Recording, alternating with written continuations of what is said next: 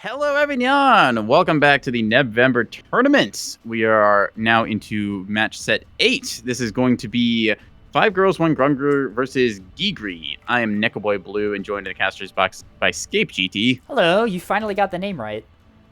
Yeah, after butchering it for many times. Anyways, we're going to see in Team 1, this is going to be 5 girls, 1 Grungler, consisting of Quinto Bean, Ghyghry, Mav625, and Cheese Slayer, the diversity hire. Team 2, we have Ghyghry here. Neko forcing me to pronounce the name of that one. We definitely didn't coordinate that Neko would take ANS before. Anyway, Team 2, Ghyghry on OSP. We have Dragonbender, Velocity, Tasty, Throws, Torpedoes, Cookie, and Krulio. Let's take a look at the board so far, seeing deployments coming in here. A lot of voxels deployed low. I count 5 of those already. All right, so you're seeing Adversary, that is Tasty's fleet there. It looks like they're going probably with the double CL cap fleet. Yep, they're deploying the rest of the cappers around the map right now.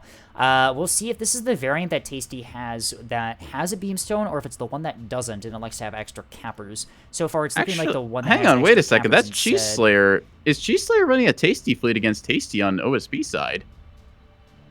The CL cap fleet? The CL cap fleet is pretty well established as not anyone. It's just you said the adversary name. I thought you were implying that was a Tasty, like specific. Adversary, cap 2, cap 3. I don't think that's a Tasty fleet.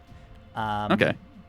Might have just gotten names mixed up in my head then or something, but 3 Axfords from ANS here, and a lot of CLs deploying both high and low. Probably going to try that pincer play on Boxer. We've seen the high orbital Axfords does really well for ANS on this map. ANS can't make up their mind if they want their CLs to go high or low. We see a pair of them and the trio. Axfords towards the top. Probably going to be single Axford along with some of the cappers there.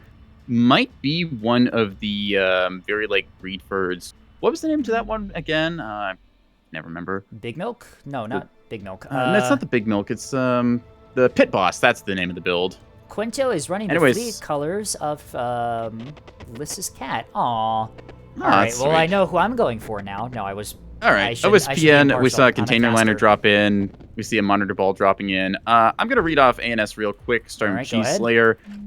Dual Voxel comes in here. Adversary antagonist, one of them, no backpack. Other one has a comms jammer, has some jamming on this illumination as well. Don't see it. There's a chat box. Okay, they did remember the list. Cheese Slayer's going to make up the cap fleet here. They've got 1 naked capper. Check for spyglass on that. Nope, no spyglass. And we're going to see then a gun capper. 1, 2, 3, 4, and then a naked capper. Can make up their place. Okay, Mav coming in with the Big Milk build immediately. Nat Yub already out here. These are going to fish for anything on the E point. This is a all-in Axford build meant to remove heavy metal assets on the front line. Has beam for backup. 3,000 points of Missileer and beef. I believe this is more of an Esper than a actually, they're all Cruise. Ah, okay.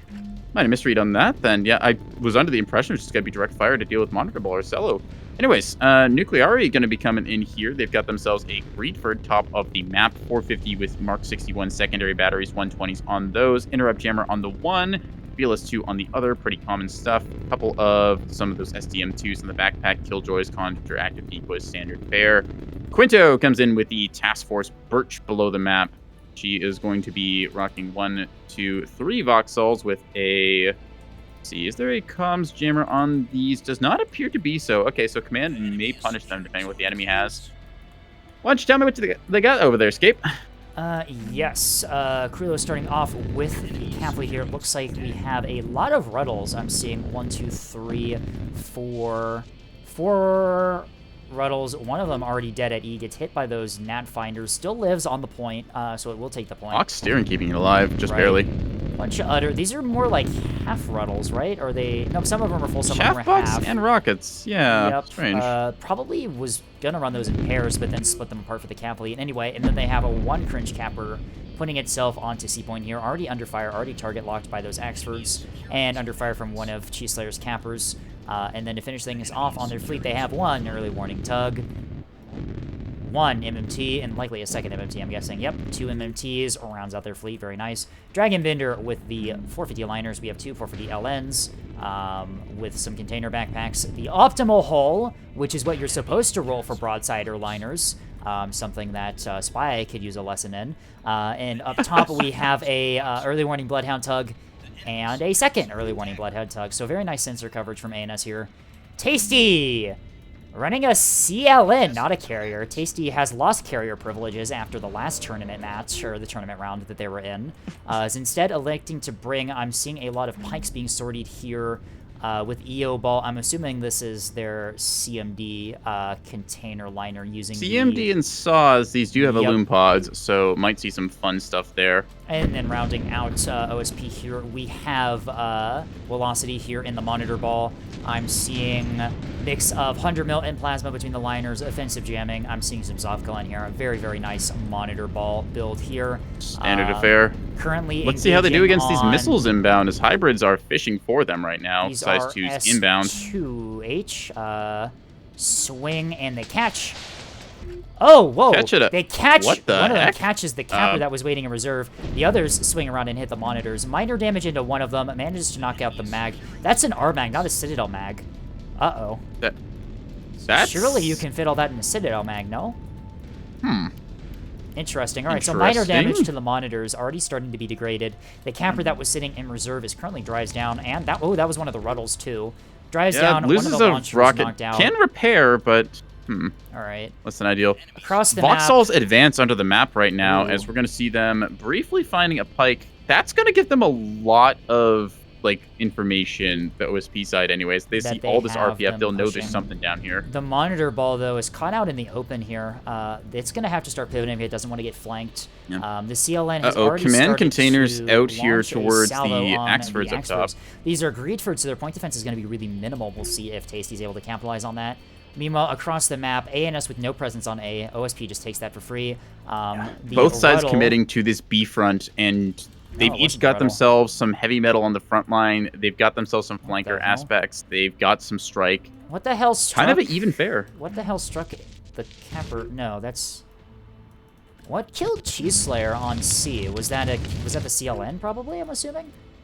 Huh. Anyway, these are now S3H. These are S3H now into the Monitor Ball. No Acello to guard them. Soft kill does distract a couple, although some still go in.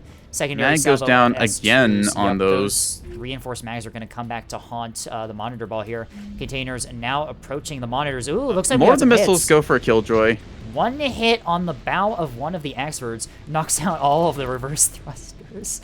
A lot more devastating than you would think, considering that those reverse thrusters are very, very important. Gets a secondary antenna snipe, so not nothing. Now, this build from Tasty, I think I've seen this one before. It's got command on it. I mentioned this could be a threat when we looked at Quinto's fleet. Quinto does not appear to have the E70 interrupt jammer, so command strike will just go through and hit these Quinto voxels. doesn't have comms jamming on this fleet. I didn't even notice. Yeah. Oh, no, she does not. Okay.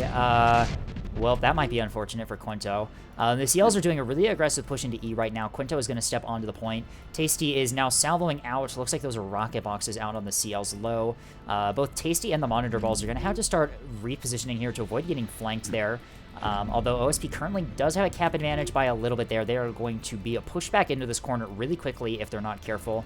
I'm seeing, curiously, no beam assets on ANS, electing to go with the all ANS CL going strat full here. in for that CL sweeper style. They pushed 5 of them under the map, but I don't know if that's going to work out for them. C point super open now as Krullo is going to take full advantage of that and step onto C. Meanwhile, Boxer is actually a lot more open than you would think. The CLs are somewhat in position to try and deny Boxer, but they're currently engaged trying to push the front line.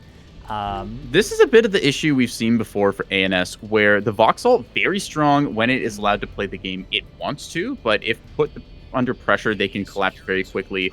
The Axfords up top, not really presenting much threat right now. OSP is freely able to rotate these liners back. They're starting to get rockets through, fishing around, see if they can pop chaff on all of those Voxels, which they do. More missiles out on the monitors here, more S3H. These are the really hard-hitting ones. This Monitor Ball is going to start getting degraded slowly over time by those missiles.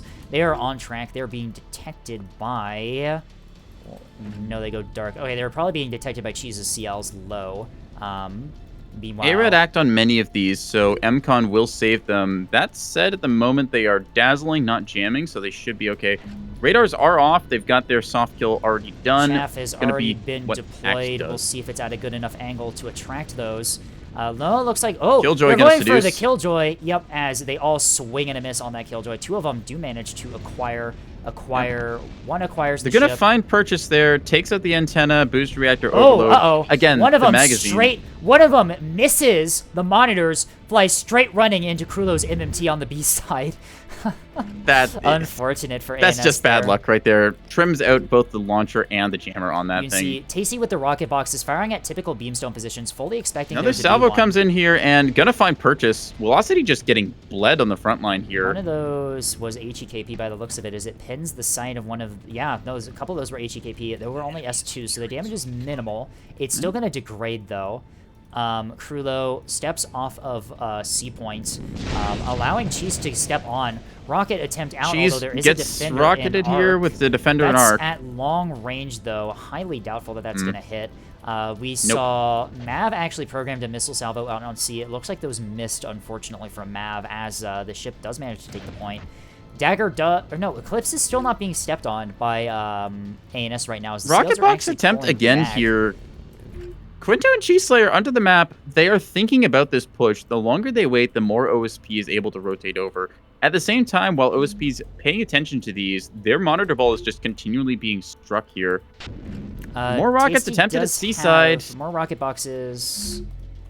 They will He's find their gonna way hit through. C-Cap going to get Cheese. cleaned up Yep, pretty Cheese fast. is going to get knocked out there as Krulo is just going to step back onto the point and retake it. Although missiles already being programmed from Mav here to try and deny those. Those are S2H. Act Wake Val and A-Ride Act being set onto this Ruddle. We will see if it's enough to deny the attempt there. E finally getting capped by ANS here as Sorry Little One steps Shuttle onto here, the point. or Corvette on the point, very lucky to be alive. It does have a CIC. It managed to split damage between the CIC and the mag to avoid getting taken out by those HEIs, but... Looks like it took a rocket box hit, yeah. Yeah. Another offensive container salvo was attempted on the Axfords here. Doesn't look like they get through. Here comes the Seaside Yub. A-Rad Act checking that capper. Does have its radar still on. Is going to be found. Minor micro error there. Crunch 2 into the gut. C's going to get contested. ANS is going to be able to hold C for now. We'll see if Tasty's More able missiles to send inbound. some rocket boxes there to assist with that. Both teams playing a very interesting kind of mirror game here. I feel like ANS taking the better part of it, despite some of their losses of Second cappers. missile salvo is going to miss, which means that it is Well, they don't call them hit aisles. for Krulo to actually repair here and win the C-point engagement with the Ruddle. E-point gets secured by ANS. We have rocket boxes out on C just to guarantee ANS or OSP's capture of the point. I think that what Tasty's trying to do here with the rocket box is they're fishing for this, seeing is this going to be a range setup? Say it could be 3 of them, or is this an Axford? They'll be able to find out in a little bit with how they stage and point defense fires. Rocket boxes do acquire the Axford, and they do stage. Defenders firing. They stage before Chaff goes out, though. Those rockets are going to hit the Armor Axe. going to tank it, though. Armor's going to absorb it, but now OSP has everything they need to know about where that thing is. Missiles are out. It was likely that they were expecting that to maybe be a kill here. Time on target dump going on the monitor ball as they have advanced up with now. S2H with some HEKP in the S2H. This monitor ball is just going to get degraded over time. Meanwhile, Dragonbender just hiding in the back line right now with the 450 liners. These will strike. Looks like these are going for... They're going to straight run into some of the monitors here. A couple hits. 250 now coming in from the flank on these monitors. One of the monitors is already mission killed. Magazine down, all guns down, no restores remaining. Here are the S3H. You mentioned the mags will come back and bite them, and we're definitely seeing it now. The lower mag HP as well makes them quite vulnerable. Blackjack apparently on cooldown there. Didn't have the B-short. Can you B-short a Blackjack, actually? I assume you can. I'm not actually 100% sure there. 2 of the monitors already completely bled on combat capability. Really rough situation for OSP. More attempts towards the C-cap here. We're going to see some Axe CMD missiles going to find Cheese Slayer's last cap asset. They do get the point back, but step in here and try and get the point here. It's going to get the kill, although it's going to force the MMP to step on the point. And with that Yub Axford in the back, it's going to be really difficult for that thing to survive long enough to take this, take the point. Both teams 450 assets here, the Axfords and Liners respectively, just kind of hanging back, not wanting to commit. Yeah, Boxer does go to OSP here as they force the CLs back, but a very, very passive game to start here as everyone's coming back except for the missile plays. Both teams really reliant on their missile builds to try and get openings for their front line to take the advantageous thing here. Tasty DCs! Oh, no! Uh-oh. Velocity takes the CLN. That's not good. Well, this build here, well-known Tasty is a container or just otherwise weird missile enthusiast. The disconnect here means that Velocity just got handed a build that they're probably not the most familiar with, and we'll see how OSP pivots to counter this, as that is probably the worst player on OSP to DC at this moment. Velocity now at least gets a second chance at life, though, although their monitors are bled. They now have a CLN to micro. Probably, honestly, the best player to get handed that fleet, considering that they are already pretty much out on their initial one. Missiles out. Rocket box fishing attempt again towards the Axford that was in the background there, but whoa. I don't know if these are going to find it. This is an S2H strike on this Ruddle here. That's approaching. We'll find it. Yeah. I think that might have actually been a trade down for the missile in terms value of points, there. yeah. Tasty continuing to try and yub with rocket boxes.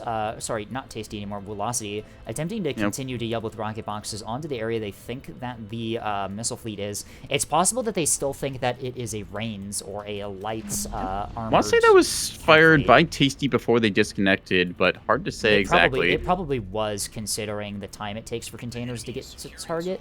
Dagger is actually going to be under threat here as oh nope, the CLs, Cheese Slayer. Hang on, the liner is going to be on track somehow. This thing is just barely within spyglass range. I want to say if the Axford pair. Could be, no, it's probably Quinto has better arc from the CLs, I believe. I think on that range? Is there a spy? I don't know. Those CLs are pretty far away. That's over 10 kilometers. No, that's got to be a spyglass. It's got to be a spyglass from somewhere. Curious, huh?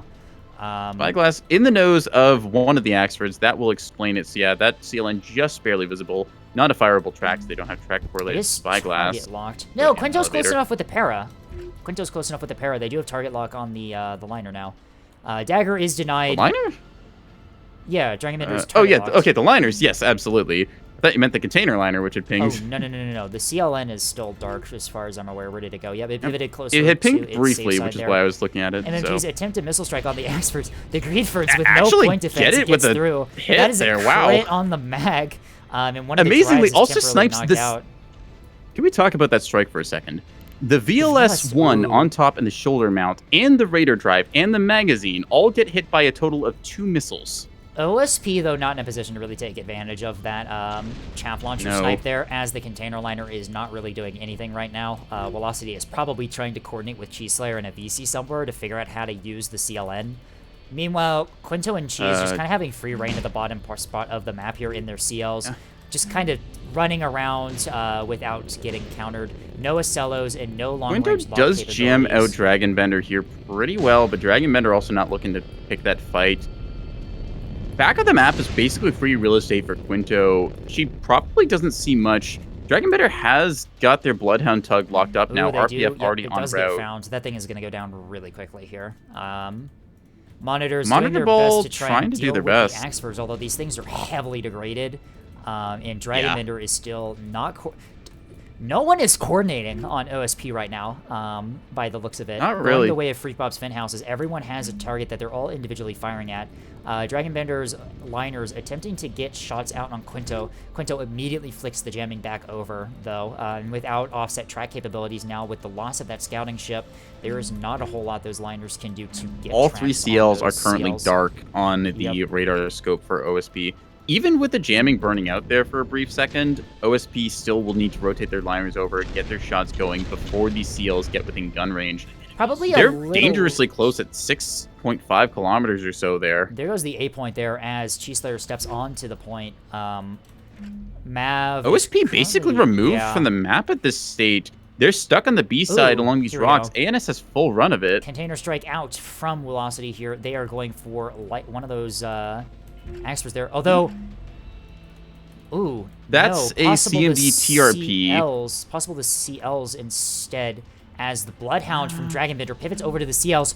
No, this is not what you want to do. The double track correlated Bloodhound is what was providing the command track for those containers.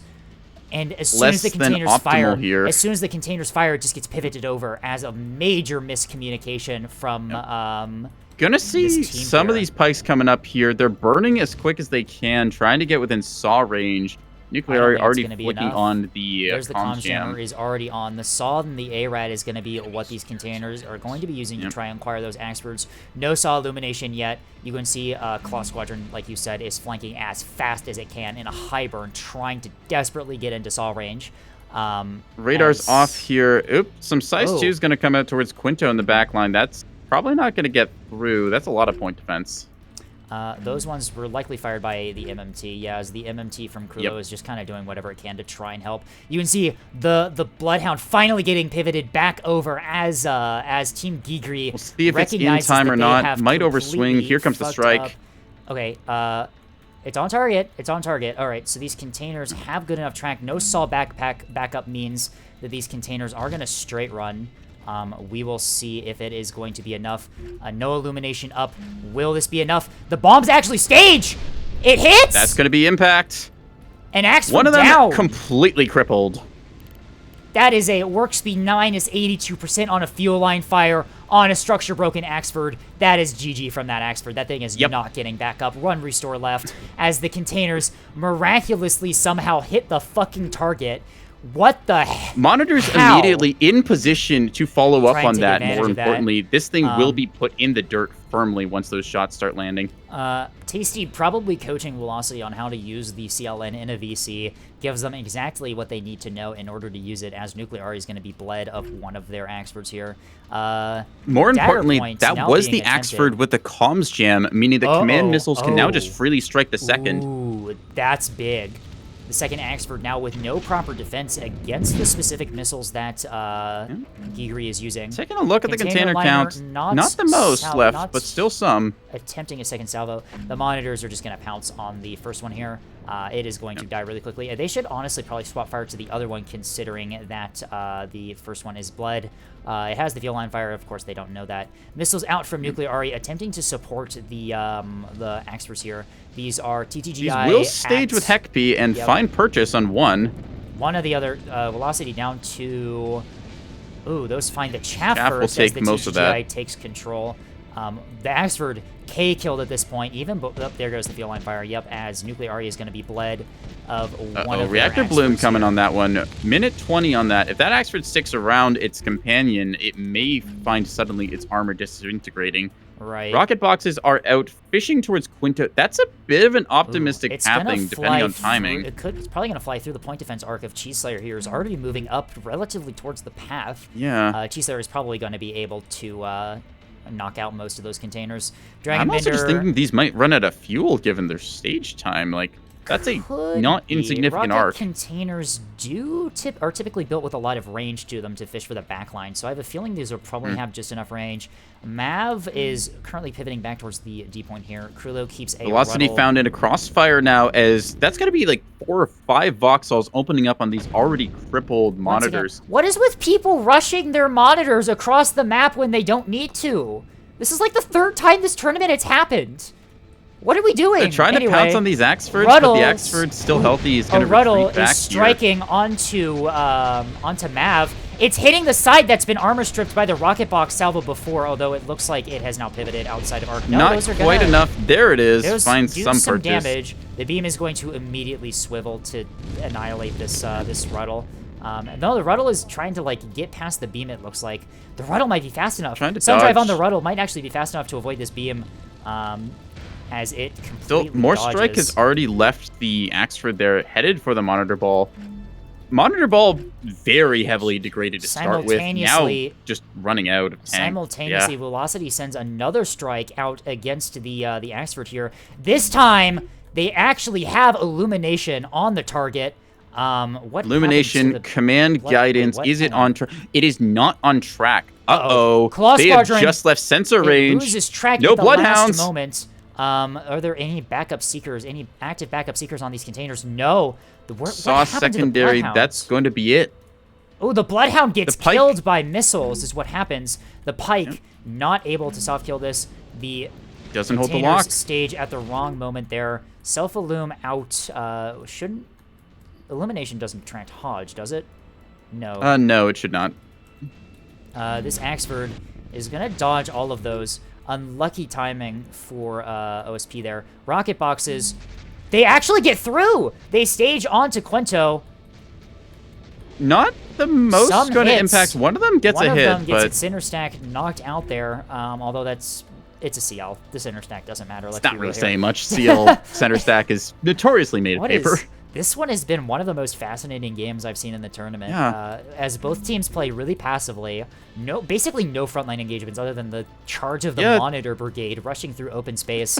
Once again, what is with it? Monitor balls just sacrificing themselves like this. I don't get it. There is something with heavy armored assets and people turning off their brains this tournament where they just see a target and beeline for it, and anyone in position to punish that from flying is profiting. Still viable for OSP right now, although they are super bled on holes right now. You can see the little comparison in the corner there. 2-4-50 OSP is down to and a single capper. 4 holes effective, one of which step is a Ruddle that's they're running to step to onto A.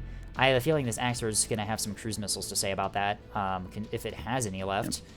It might not have any Mav's left. missile count is really low. Pretty much dry. Singular hybrid and... Actually, no. No, 2 hybrids. This Axford's like completely bled on missiles, if we're being honest here.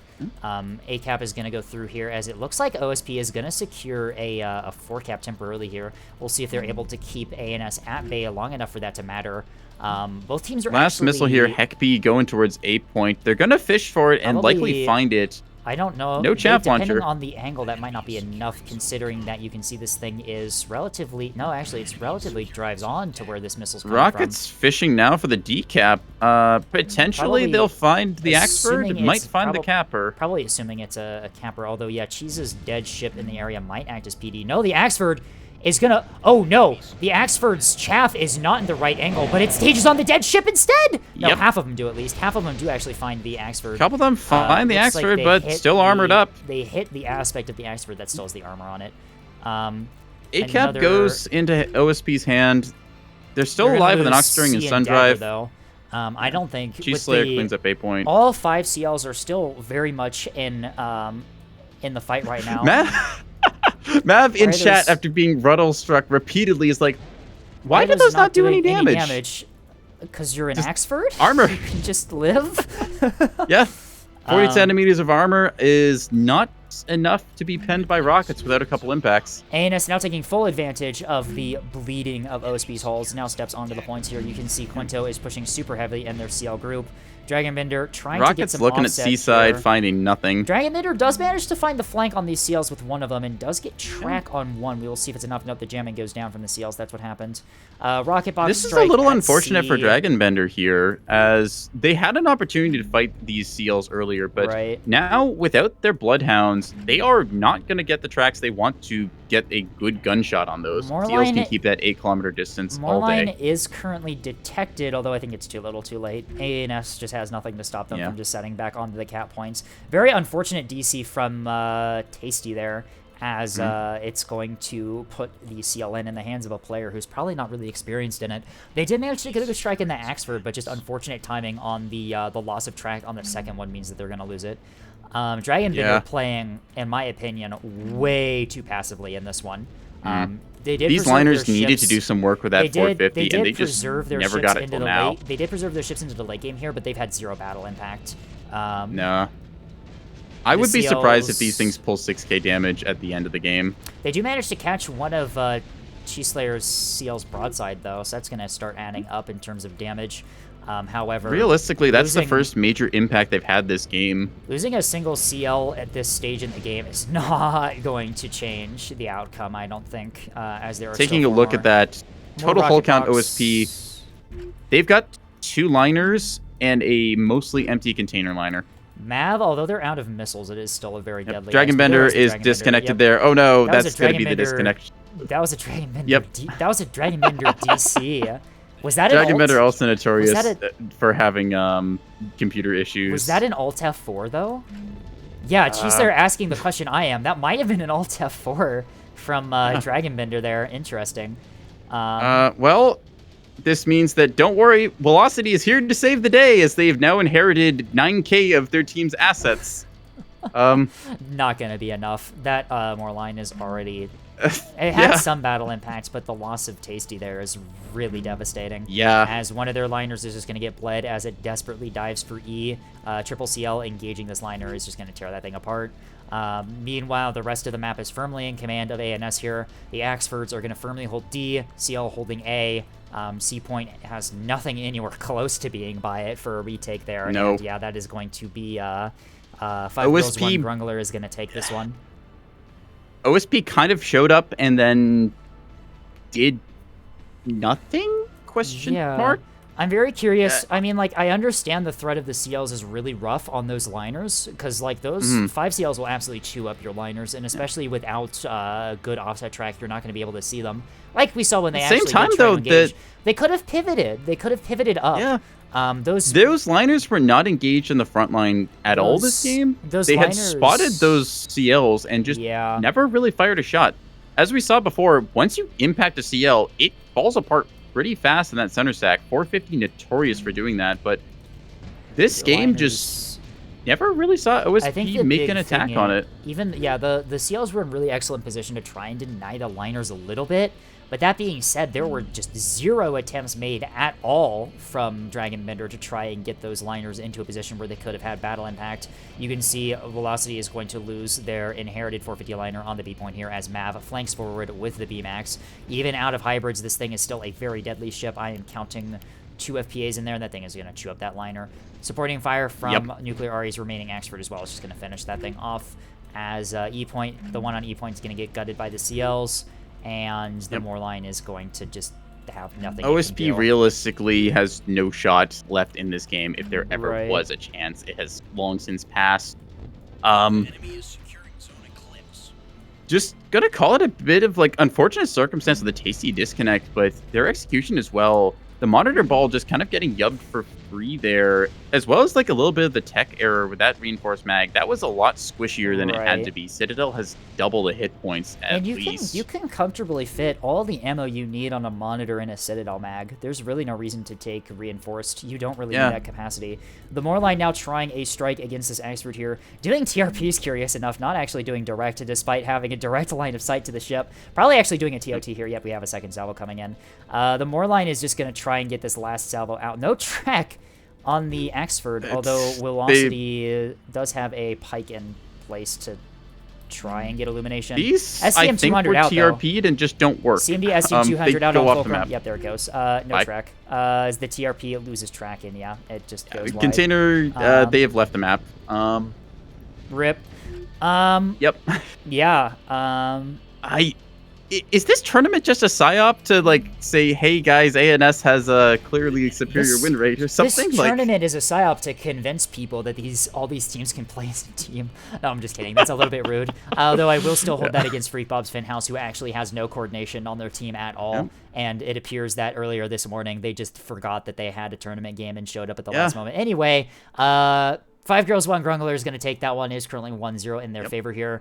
We can see the CLs pulling a lot of work. Even though they didn't really engage until the end there, they still kept the 450 liners from really doing anything. Despite the 450 liners had pathing and places to go that they could have repositioned and probably helped with the Axfords. They just never did. They just kind of sat in the back. OSP's front line had negligible impact that game. The monitors, the most you can say is that they contributed a couple shots and then got horribly pulled out of position and annihilated from a flank attack. The monitors, despite their severely degraded nature, they decided to push. Not sure what the play was there, considering that reasonably they could have expected the Moorline to land a second hit on that other Axford, considering that they landed such a devastating one on the first. They really did not need a push there. I think that they probably saw blood in the water and were trying to confirm the kill on that Axford, although that realistically that should have been the job of the 450 liners, which did have arc to pivot there and put fire at long range onto that crippled Axford, but we're just constantly just never in the fight in order to do that. Meanwhile, Math pulling very excellent damage numbers on that Yub Axford. Math with the 42k there, just good overall, like, single Axford backline. This was Just It excellent wasn't the big no strikes. style. It was the Yeah, it was totem equivalent, I it's- think yeah. it was. Just excellent strikes onto any target that mattered in that game. Excellent strikes onto the cappers, onto the monitors, even onto like some of the orbital support assets that OSP had there. Dislodging all of those cross-track capabilities from the Bloodhounds, nerfed the CLN pretty heavily, prevented it from really doing much, and also allowed CLN, the CLs to its hunt credit, undetected. 27k on the CLN. Not bad, not great, considering a inherited asset there. Right. We had Velocity saying that they were just trying to figure out how to play it as Tasty was coaching them through it, so definitely a strange game. A very, very, an interesting first one, the DC really harming Ghyghry there, although I have a feeling the biggest deciding factor there was Dragonbender's unwillingness to really do much at all with the OSP just kind of let the match happen to them. ANS was hesitant as they gained a bunch of ground and then just were confused as there was no resistance for the CLs diving the backline.